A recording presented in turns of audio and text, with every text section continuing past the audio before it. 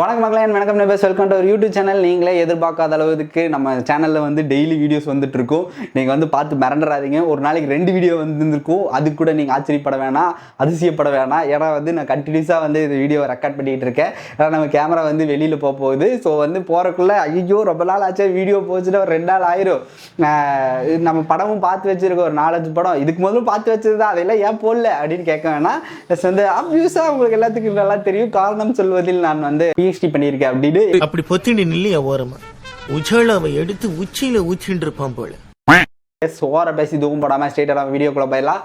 காங் vs Godzilla தி new empire.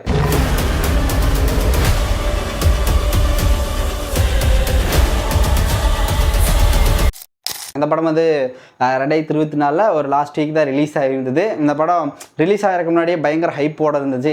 இந்த காங் and Godzilla இதெல்லாம் பார்த்தவங்களுக்கு உங்கள் எல்லாத்துக்கும் நல்லா புரியும்.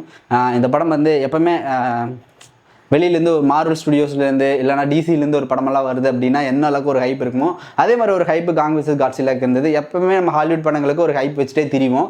ஏன்னா வந்து தெரில கைஸ், அது வந்து ஒரு மாதிரி அந்த அவங்களோட அவங்களோட சினிமா ஸ்டைல் ஆகட்டும் அண்ட் வந்து அவங்களோட டெக்னாலஜிஸ் ஆகட்டும், அதெல்லாம் பார்க்கும்போது ஒரு மாதிரி நல்லா இருக்கும். அதனால வந்து நம்ம என்ஜாய் பண்ணி பார்ப்போம். காங் vs காட்ஸில்லா இதோட கதையை பற்றி எடுத்து சொல்லணும் அப்படின்னா நீங்கள் 2014 காட்ஸில்லா பார்த்துருக்கணும். அப்புறம் காங் vs காட்ஸில்லா அப்படி இப்படின்னு நிறைய போகும். இது பார்த்தவங்களுக்கு இந்த கதை வந்து புரியும், பார்க்காதவங்களுக்கு எங்கடா அங்கங்கே கத்துறானுங்க, எதுக்கு கத்துறானுங்களே தெரியலையே அப்படின்ற மாதிரி இருக்கும்.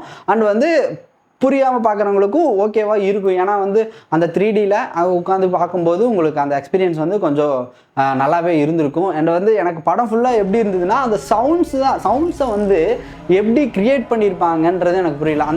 அந்த ஹாலோ எர்த்தில் அவங்க கீழே நம்ம பூமிக்கு கீழே ஒரு ஒரு ஒரு ஒரு ஒரு டனல் ஒரு வேவ் ஒன்று ஓப்பன் பண்ணலாம். அந்த வேவுக்குள்ளே அவங்க மட்டும்தான் கைஸ் அப்படிலாம் யோசிக்கிறானுங்க. அதனால தான் அவனுக்கு ஹாலிவுட் அவனுக்கு அது சொல்லலான்னு வச்சுக்கலாம். ஆனால் அதுக்கு ஒரு வேவ் போகுது, அங்கே போகிறானுங்க. அங்கே வந்து ஒரு உலகம் இருக்குது.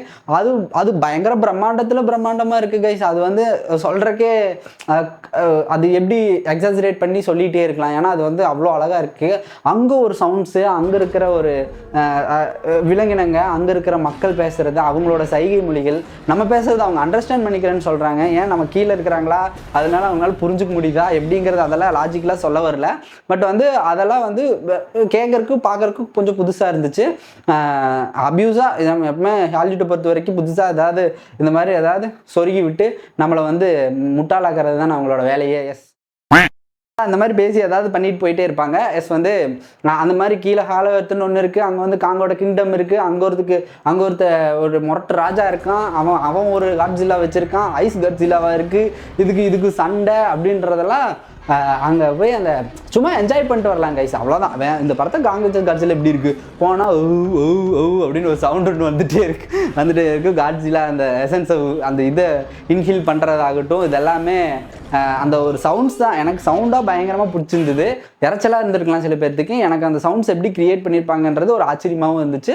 அண்ட் வந்து டெக்னீஷியன்ஸ் பயங்கரமாக ஒர்க் பண்ணியிருக்காங்க. அண்ட் வந்து எனக்கு கிராஃபிக்ஸில் என்ன வந்து ஒரு ஒரு ஒரு இது பிடிக்கவே மாட்டேங்குது அப்படின்ற மாதிரி என்ன இருந்துச்சு அப்படின்னா, அதில் வந்து ஒரு பஃபூன் குரங்கு ஒன்று வரும். காங்கு பயங்கர ஹைட்டாக காட்டுவாங்க. பார்த்தா ஒரு பக்கம் பார்த்தா சின்னதாக தெரியும், ஒரு பக்கம் பார்த்தா பயங்கர ஹைட்டாக தெரியும்.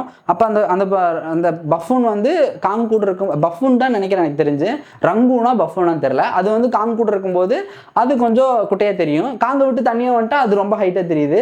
ஸோ அந்த ஹைட்டெல்லாம் வந்து கரெக்டாக அவங்க வந்து சிஜி பண்ணலாம் அப்படின்றது மட்டும்தான் எனக்கு ஒரு குறையாக ஃபீல் ஆச்சு. ஏன்னா வந்து எந்த ஒரு இதுக்குமே காட்ஸில்லாவாகட்டும் எதுக்குமே வந்து சரியான அது என்ன ஹைட்டில் இருக்கும் அப்படின்றது இந்த படம் முழுக்க கேரி பண்ணி கொண்டு வரலையோ அப்படின்ற ஒரு ஃபீல் எனக்கு இருந்துச்சு. மற்றபடி காங் vs Godzilla just for entertainment. குழந்தைகளை கூட்டிகிட்டு போனால் அலற விட்டுட்டு எந்திரிச்சு வருவாங்க, அந்த அளவுக்கு இந்த படம் இருக்கும். அண்ட் வந்து குழந்தை யாரும் போகிற மாதிரி தெரில, எல்லா வயசு பசங்களும் எருமைகளும் தான் போயிட்டு இருக்குது. தாராளமாக போய் பாருங்கள் கைஸ்.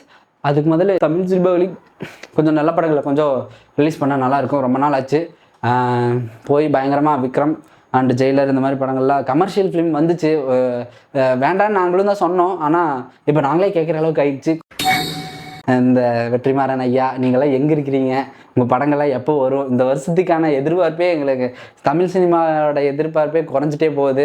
நாட்டம் பூரா மலையாள சினிமா இப்போ பிரேமலு அண்ட் மஞ்சுமல் பாய்ஸ் வந்ததுக்கப்புறம் அவங்க அப்டேட்ஸ், இப்போ த கோட் லைஃப் வந்ததுக்கப்புறம் அவங்களோட சினிமாவில் என்ன ரிலீஸ் ஆகுது, அவங்க என்ன ரிலீஸ் பண்ணுறாங்க நெக்ஸ்ட்டு அப்படின்ற அவங்க அப்டேட்டுக்கு போக ஆரம்பிச்சிட்டோம். அதில் நம்ம புஷ்பா த ரூல் 2 வரப்போகுது, அதை பார்க்க போயிட்டோம். ஸோ இந்த மாதிரி எனக்கு ஒன்றுமே எனக்கு சத்தியமாக ஸ்டன்னாகி நின்றுட்டு இருக்கேன். எனக்கு வந்து விஜய் பொலிட்டிக்கல் என்டர் ஆகிட்டாரு, சூர்யா போய் கிரிக்கெட் விளையாடுறாரு, லோக்கி நான் நடிக்க வந்துட்டாரு. எனக்கு எனக்கு என்னன்னே தெரில. அது மறுபடியும் பிரபுதேவா இறங்கி ஆல்பம் சாங் பண்ணுறாரு. இதெல்லாம் தப்பா அப்படின்னு கேட்டால் தப்பு இல்லை தான். பட்டு நாங்கள் என்டர்டைன் ஆகி ரொம்ப நாள் ஆகுது. தமிழ் சினிமா எங்களுக்கு அந்த மாதிரி ஒரு என்டர்டைன்மெண்ட்டை திருப்பி கொடுத்தா நல்லாயிருக்கும். ஸோ உங்களுக்கு வந்து ஒரு புது ஃபினாமினா இருக்கலாம். மலையாள படம் வந்து தமிழ்நாட்டுல வந்து தியேட்டர்ஸ்ல பெருசா ஓடுதுங்கிறது ஒரு புது ஃபினாமினா இருக்கலாம். எங்களுக்கு வந்து தமிழ் சினிமா அங்க சூப்பர் டூப்பர் ஹிட் ஆகுது வந்து நிறைய வருஷமா நடந்துட்டு இருக்கிற விஷயம்.